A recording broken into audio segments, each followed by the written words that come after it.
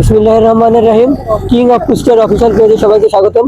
আজকে চলে এসেছি দৌলতপুর উপজেলা দৌলতপুর ইউনিয়ন 8 ও 9 নম্বর ওয়ার্ড দাঁড়েরপাড়া ও গোবরগাড়া গ্রাম। এই যে রাস্তাটা দেখতে পাচ্ছেন, 2000 সালে ইট দিয়ে রাস্তা তৈরি হয়েছিল।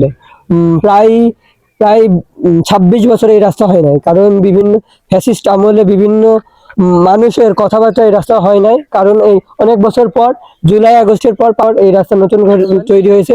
কিছু ছাত্র জনতার সহযোগিতা এই রাস্তাটা বর্তমানে কাজ চলমান। এই এলাকায় প্রায় 5-7 হাজারের বেশি মানুষ বসবাস করে। এই পাশে হচ্ছে দাঁড়েরপাড়া, আর এই সাইডটা হচ্ছে গোবরগাড়া। প্রায় 5-7 হাজারের মানুষের বসবাস। রাস্তা হয় না বিভিন্ন কারণে।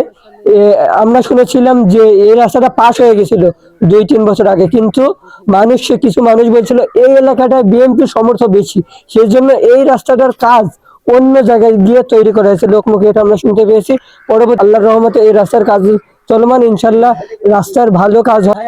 এই যে রাস্তার কাজ চলছে, রাস্তায় আগে কি কি অসুবিধা হইতো?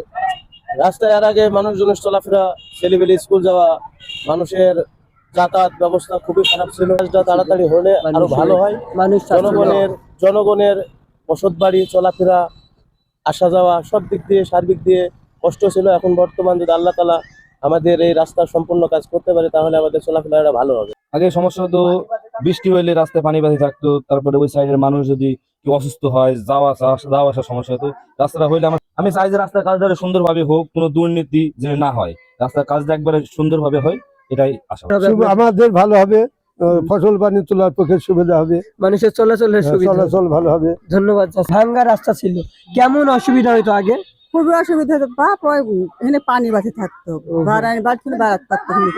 তারপরে গাড়ি ঘোড়া চলতো না। না গাড়ি আমি শুনেছি এই ঘোড়া এই এলাকায় রাস্তায় গাড়ি চলতো, কিন্তু পরবর্তী যেন কোনো দুর্নীতি না হোক, সুষ্ঠু সুন্দরভাবে রাস্তার কাজ হয়ে যায় এই আশাবাদী।